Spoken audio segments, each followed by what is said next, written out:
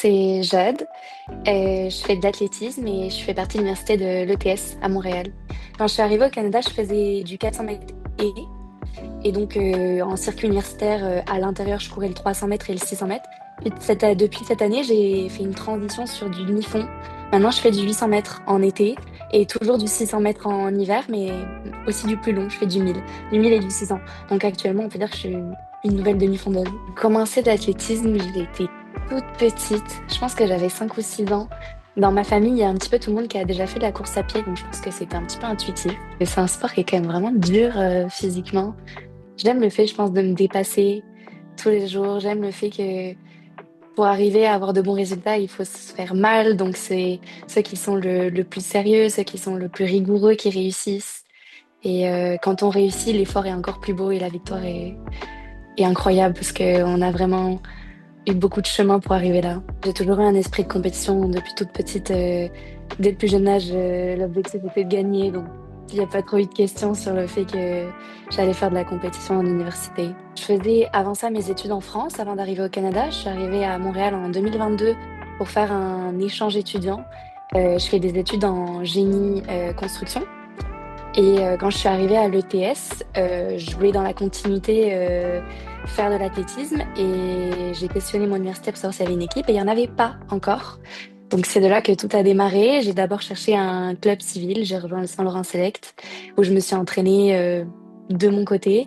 Puis j'ai fait la première année d'université sous les couleurs des Piranhas, donc de mon école, mais à titre individuel, parce que l'équipe n'existait pas encore. Donc c'est comme ça que j'ai découvert le monde universitaire. Et au fil de la première année, j'ai rencontré d'autres personnes qui étaient aussi intéressées à rejoindre l'athlétisme, et on a réussi à monter l'équipe l'année suivante. Et ensuite, on a pu compétitionner officiellement en tant qu'équipe, en tant qu'université, pour l'ETS, sur le circuit universitaire. Donc c'était une très belle réussite et maintenant ça fait 4 ans que je suis chez les Piranhas et 3 ans qu'on peut compétitionner officiellement, donc c'est vraiment chouette. En France, le sport universitaire est pas du tout développé. On fait tous du sport, mais dans les clubs, donc c'est personnel, il n'y en a aucun aménagement vis-à-vis de l'école. C'est à nous de nous organiser comme il faut pour pouvoir gérer les deux.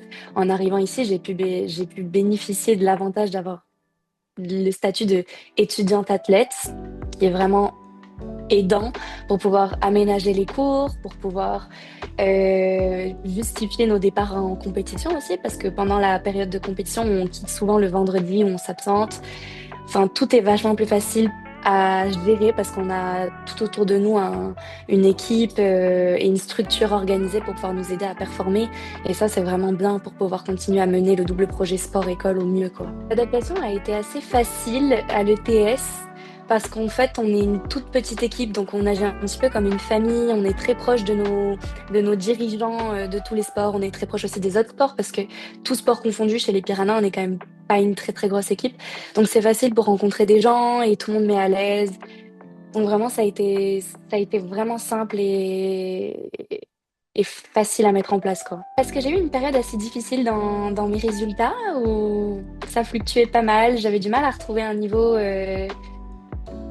que j'avais connu en France. Et en fait, je me suis un petit peu découverte sur le 600 mètres parce que en France, le 600 mètres n'existe pas. Donc, je faisais du 400 ou du 400 mètres et le 600, c'est déjà un petit peu plus long. Et en fait, on s'est rendu compte que ça se passait très, très bien, que sur des entraînements de plus long, ça se passait très, très bien aussi. J'ai déjà essayé un 800 à l'intérieur pour voir ce que ça donnait. Et pour une première fois, ça s'est quand même plutôt très bien passé. Alors, assez naturellement, on s'est dit, bah, est-ce on n'irait pas essayer un petit peu du plus long pour voir si ça se passe bien? Et je pense que ça a été une très bonne décision parce que j'ai fait, je pense, ma meilleure année en termes de résultats universitaires. Donc c'était vraiment bien. Mon plus grand défi, je pense qu'à moi, ça a été justement de faire partie d'une toute petite université. C'est-à-dire qu'on n'a pas forcément de coach au sein de l'université, donc c'est à nous de démarcher un coach ailleurs. On n'a pas forcément une grosse équipe. Par exemple, cette année, nous, chez les Piranhas, on n'était que 2 filles. Donc c'est assez frustrant des fois de voir tout le monde qui fait des relais, des choses comme ça, et nous on peut pas. Pour me qualifier au U-Sport par exemple, l'objectif, ben moi c'était ma seule possibilité, c'était de me qualifier en individuel, parce qu'il y en a pour beaucoup où c'est possible d'y aller sur les équipes de relais, et moi j'avais pas cette opportunité-là. Donc c'est un peu le challenge, c'est d'essayer malgré d'être dans une petite université, d'avoir un tout petit peu moins de moyens ou de possibilités, de donner meilleur de moi-même pour atteindre le même niveau que les autres. Alors, en fait, j'ai un coach, c'est simplement que à l'université, on a un coach officiel pour l'équipe que depuis l'an passé, et puis c'est un coach de sprint, donc il s'occupe des sprinteurs. Et pour les personnes dans ma situation, on a aussi des sauteurs. On est aidé avec le club de Saint-Laurent Select qui nous permet d'aller trouver des coachs. Ils coachent des athlètes universitaires d'autres universités ou des athlètes civils. Et on n'a pas de piste non plus au sein de l'université, donc c'est aussi ça un petit challenge en plus, c'est que on n'a pas la piste qui est accessible au sein de l'université. Il faut qu'on fasse un certain temps de transport pour nous y rendre. Mais ça reste quand même que je fais partie d'un groupe, qu'il y a plein de gens qui sont autour de moi. Donc c'est quand même, je suis quand même encadrée et suivie, il n'y a pas de problème là-dessus. J'ai appris qu'il faut être patiente et que le temps finit par porter ses fruits. Et ça a été les 3 premières années ont été assez difficiles pour moi en termes de résultats, mais ça m'a pas empêché de m'investir au sein d'équipe, ça m'a pas empêché de soutenir tout le monde, d'essayer de continuer de m'entraîner. Et cette année m'a permis de atteindre mes objectifs et de réussir. Donc la patience, la résilience, et on finit par être récompensé pour nos efforts. Donc voilà. Enfin, il faut pas lâcher le statut étudiant-athlète, c'est tellement enrichissant.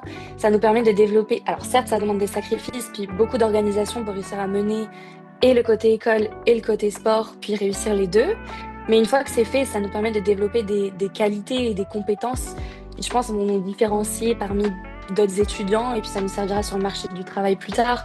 Je sais que moi, en termes de rigueur, en termes d'organisation, c'est des forces que j'ai su, des esprits d'équipe aussi, c'est des choses qui sont très recherchées sur le marché du travail et qu'on développe énormément avec le sport universitaire. Donc c'est vraiment une force, faut l'essayer, il faut le tenter, et puis même si ça marche pas au début, il faut s'accrocher parce que ça finira par réussir à un moment donné si on fait tous les efforts pour. Je pense que je vais penser à mon frère, mon grand frère ouais, qui est toujours en France. Lui aussi essaye de s'investir au maximum dans son sport et donne vraiment tout ce qu'il a pour réussir. Et c'est un peu un modèle de persévérance parce que pour lui aussi, c'est pas toujours facile. Et d'organisation et de sérieux. J'ai jamais vu quelqu'un autant persévérer dans son sport. Donc, c'est quand même un beau modèle et j'espère que lui aussi finira par réussir parce qu'il mérite. J'essaye de pas trop me mettre la pression. J'essaye de continuer le sport tant que je prends du plaisir et juste de voir le plus loin où ça pourra me mener. J'ai pas vraiment d'attente. Si, je sais que je suis pas, vu que j'arrive bien d'arriver dans le demi-fond, je sais que j'ai encore de la progression à faire et j'aimerais bien voir jusqu'où ça peut me mener. Mais juste continuer de faire de l'athlétisme tant que ça me rend heureuse et pour autant, je sais que je lâcherai pas le travail ou l'école. Donc mener les deux tant que je peux. Moi, je suis en génie civil ou génie construction. Donc c'est tout ce qui touche aux bâtiments, aux travaux de route, aux ponts, aux chantiers en général. Et c'est un peu technique justement parce que j'aime beaucoup le terrain, donc être sur des chantiers, aider à gérer des chantiers. Mais effectivement, ça, c'est un mode de vie qui est difficilement compatible avec l'athlétisme ou avec le sport en général. Parce que ce sont des jobs où on fait beaucoup d'heures, où on est très tôt sur chantier et on finit en général très tard. Donc j'essaye, on a le droit à 4 stages à l'ETS, jusqu'à 4 stages qui sont dans le programme. Donc ça nous permet d'aller découvrir énormément de choses. Et en ce moment, je fais un stage en conception qui est un petit peu un juste milieu entre le travail en bureau et le travail en chantier. Et c'est peut-être un équilibre qui me permet de pouvoir continuer à allier sport et travail. Donc on verra quand je gradue comment ça se passe. Mais effectivement, travailler sur chantier, c'est un sacré défi pour essayer de garder l'athlétisme à côté ou juste le sport de compétition avec beaucoup d'entraînement dans la semaine, quoi. Ben, c'est d'oser, de franchir le cap. Il y a toujours une part d'incertitude, de stress ou on saura jamais si ça va bien se passer, mais je veux dire, si on ne laissait pas, on ne saura pas plus. Donc, du moment que je pense qu'on le ressent, qu'on a juste cette petite ouverture de ah, ça pourrait être bien. Ah, et si j'essayais, je pense qu'il faut foncer. Il faut foncer, et puis si ça marche pas, ça marche pas, mais tant qu'on l'aura pas essayé, on le saura jamais, quoi. Les journées d'école sont quand même assez chargées à l'ETS. En général, on a quand même cours pas mal toute la journée. En tout cas, moi, parce que comme on a entraînement tous les soirs, je fais en sorte de ne pas prendre de cours le soir, ce qui fait que j'ai quasiment cours tous les jours, de 8h à 17h. Puis ensuite, je me rends à l'entraînement. On a 2 heures d'entraînement de 18h à 20h. 2 fois par semaine, on a 1 heure de muscu qui vient s'ajouter. Donc, on l'a fait de 20h à 21h. Puis ensuite, je rentre. Donc, ça fait quand même des grosses journées. En général, ça démarre à 7h. Puis le temps que je rentre à la maison, il est déjà 9h30. Et les jours où j'ai pas besoin d'aller sur la piste, c'est-à-dire qu'il y a des jours où on a juste des, des entraînements à faire par nous-mêmes qui sont plutôt courts. J'ai souvent un travail étudiant à côté. Donc en soirée, je suis à mon travail étudiant depuis l'an dernier.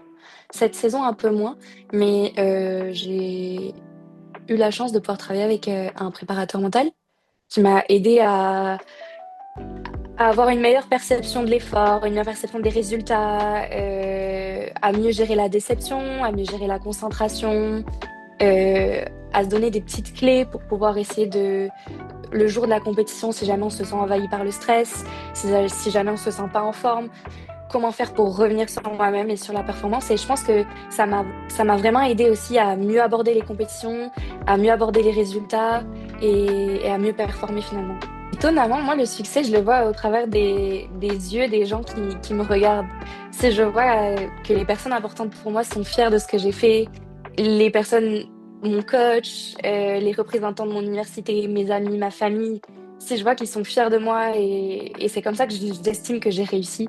Parce que moi, personnellement, je suis souvent un petit peu dure avec moi-même et ça me permet de me dire, waouh, ils sont fiers de moi, je l'ai bien performé, c'est bon, mon job est fait. Il faut pas hésiter une seconde, c'est tellement enrichissant comme expérience. On va développer énormément de qualités, on va avoir énormément de défis à surmonter. C'est que ce soit quitter son pays pour aller découvrir autre chose, que ce soit oser postuler pour rejoindre une équipe d'athlétisme. Admettons, si vous pensez que vous n'avez pas le niveau, on n'a rien à perdre, on n'a rien à perdre, tout à gagner. Donc, faut pas hésiter, faut pas essayer et faut se lancer.